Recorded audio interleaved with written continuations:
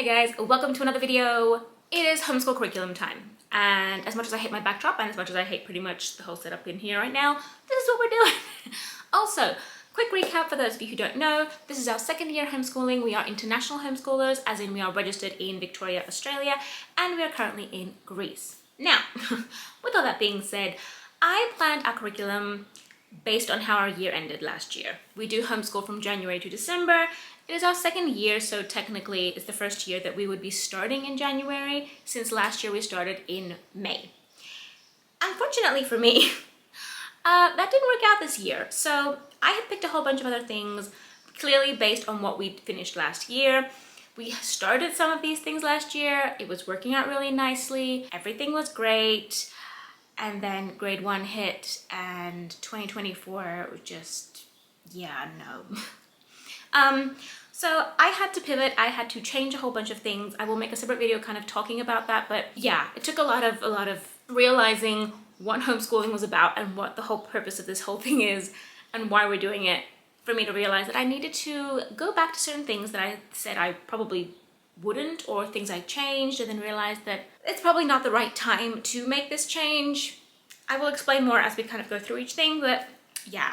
So these are grade 1 homeschooling curriculum, basically for my 7-year-old, and let's see what I got. Okay, so let's start with language arts, since that is kind of the bigger bulk of everything.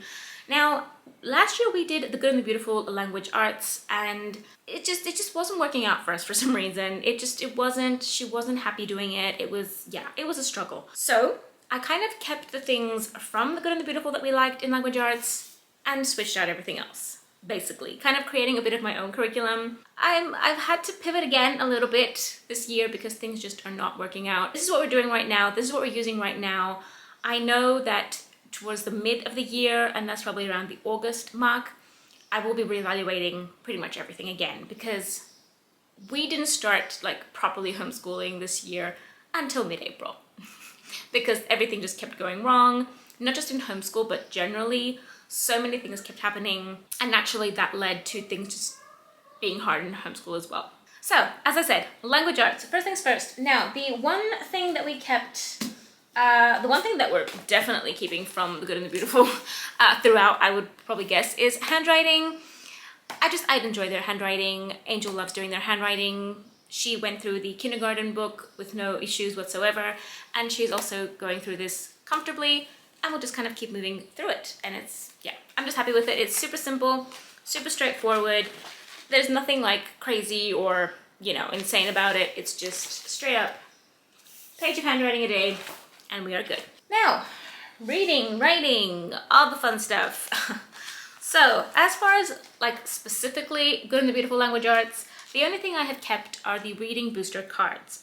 Now, the Good and the Beautiful, the way their language arts is set up is their reading program is technically these cards. Like this is the reading program that they follow, and everything else is kind of, backs it up, it gives you extra practice, you do phonics, writing, or all the other fun stuff within the actual like curriculum book.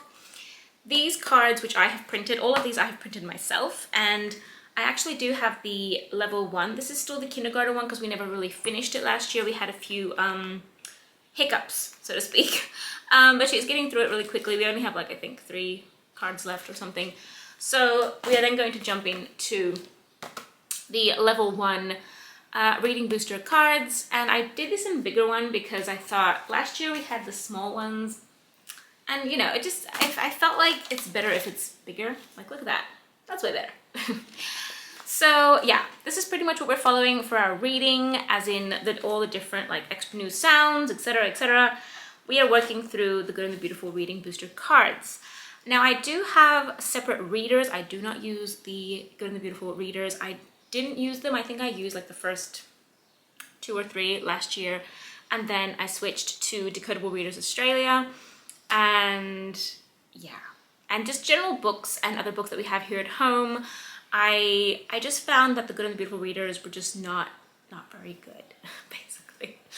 Anyway, moving on. So yes, so as far as reading is concerned, we are using the reading booster cards from the Good and the Beautiful. And then we're completely leaving the Good and the Beautiful behind.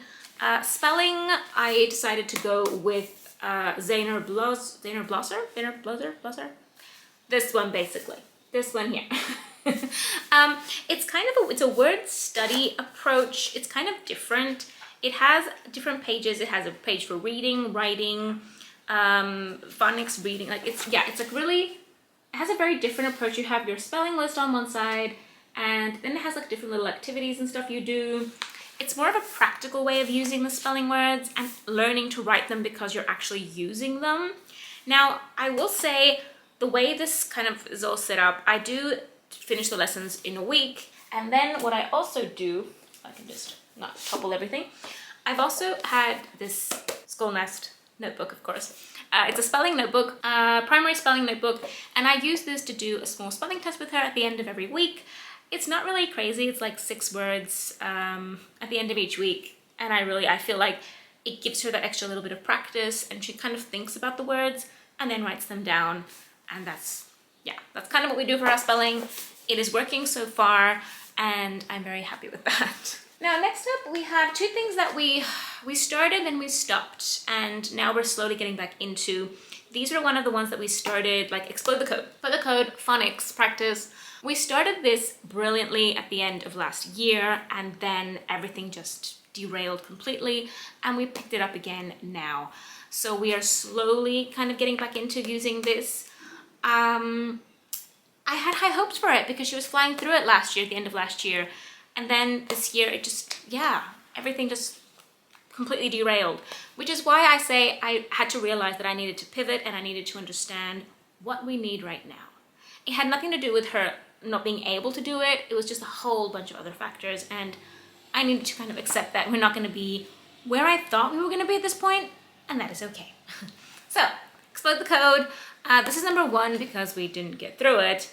But I'm not too, I was kind of stressed thinking, oh no, we're gonna fall behind. And then I realized this is our homeschool and we set the rules, and I know that she will be able to catch up, so to speak, and pick up pace as everything settles. And that is what is actually happening now slowly. So I'm kind of confirming my own theories. So Explode the Code for phonics. And then we have writing. Now for writing, again, the Good and the Beautiful's little writing parts were just no. What I liked about Essentials in Writing is that it also has grammar. So it covers grammar and writing 2 in 1, which I really, really liked. It has video lessons that you can access online. You can buy the CDs, I think, as well, but I have an Apple, like everything is Apple, so my computer and stuff, so I don't have any way to do that, but online is fine. So we basically use the lessons, like the video lessons. There is a teacher who actually teaches it. I like to watch the lessons myself and then help her along as we watch the lesson together. I don't just kind of let her do it by herself. This was again another one that we started strongly, and then everything kind of went downhill due to external factors, and we are now picking it up again. But I feel like it's gonna be a good fit. Like we've barely kind of touched this, but I do like the lessons. She enjoys the video lessons. It's kind of fun with the teacher. And so Essentials in Writing, grammar and writing as well. Next up. So if any of you remember, and you guys remember, and if you don't, I will tell you right now, I had switched from The Good and the Beautiful last year to a different math program. Last year, she finished level K of The Good and the Beautiful math, and she did spectacularly. She just flew through it. She loved it. It was all great. I just felt that she was getting a little bit overwhelmed towards the end with all the writing on the page and whatnot. And I just thought like we wanted maybe a bit something more. We switched to Math Mammoth, which was amazing. I really liked it. She seemed to like it initially, and then it just became too much for some reason. And she started asking for her old math. So again, due to just everything going completely wrong up to this point, I decided to go back to The Good and the Beautiful math, because I realized that the progress she had been making and the additions and whatnot she was doing, she was not doing in Math Mammoth. Like things that she had originally been able to do up until we switched math, she was suddenly not doing. And I was like, okay, there's obviously something not working here. So I thought, you know what? It's okay. I will switch back to this for now, and we'll see how we go again at the midpoint when we will reevaluate. So we have started this, and she's doing spectacularly again.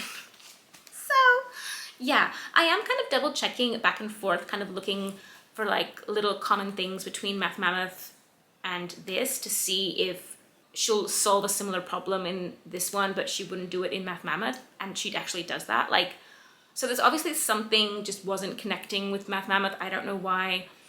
Maybe we'll give it a try later on. Who knows? I do like Math Mammoth, so I will definitely be using it some way or other. But for now, we are doing The Good and the Beautiful Level 1, and she's loving it. And it's just, yeah, what can I say? Now for science again, I had a similar situation. I had a whole other science curriculum planned and just had a whole bunch of extra things to it. And as everything just got really hard these past couple of months, I realized I needed, again, to shift gears, and I was interrupted. Moving on, science. So I had found a completely different science, and as I said, everything kind of just got really hard. So I decided to, once again, move back to something we had similar to what we had done last year, simply because I wanted to get them back into a schedule. I wanted to get Angel back into just doing her homeschool, basically. I needed it to get back into routine and start learning and progressing. And once we're back into routine, my theory is that I will be able to kind of start switching a few things out, changing a few things, and just moving forward.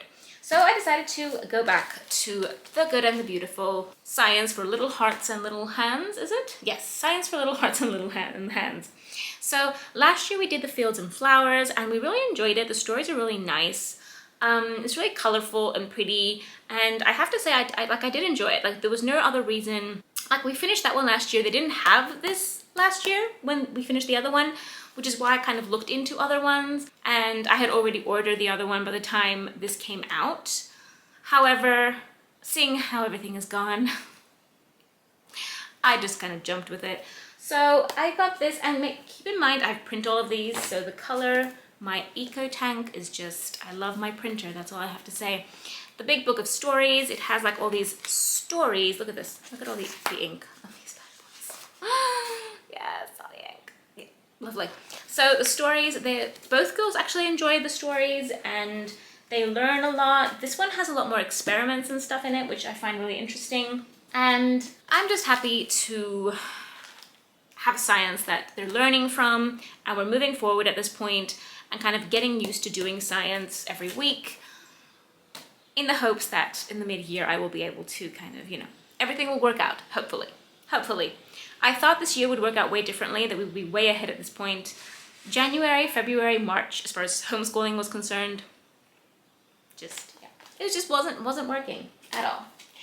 And then we have just a few last like little extras that, you know, just honorable mentions in all reality. So number one, we have Beginning Geography by Evan Moore. And this is just like the K to, yeah, grades K to 2, K, grade 1, grade 2. Just a fun little way intro to geography. I do intend on doing a whole other thing when it comes to geography, but I thought this would be a fun little introduction to it, kind of getting her used to doing a little bit of geography 2-3 times a week, and then we'll kind of work into that. She's doing great with this, she's enjoying this, so I'm happy. Honestly, it's what I said. It has been so hard up until this point. The fact that we actually have curriculum that we are working on and we are just moving forward in any way, I am happy. And then last but not least, I also have started using a drawer right now. It is so fun. Like, she just loves doing this. Doesn't even realize that it's like she's practicing handwriting, and then she's doing her little art project and drawing, and, you know, writing the little thing underneath. Like, it's yeah. I find that this is like a fun little way to add extra work without it seeming like work, basically. So yeah, so that's pretty much what we are using for this year, and I'm just hoping that everything kind of works out. Not completely, I guess you can't really expect everything to go completely the way you want. That is what homeschooling is, that is what life is. But I was interrupted yet again, but that is fine. As I was saying, I'm just hoping that this year kind of moves on nicely from this point on. Technically, we're just getting started, which is really funny because most of you will probably be preparing to end your school year soon, and we're kind of getting started, which is really fun. But fun fact, we kind of started around mid-April, early May last year as well. So, you know, what can I say? I don't have electricity for some reason. Awesome. I will see you guys in the next one. Bye.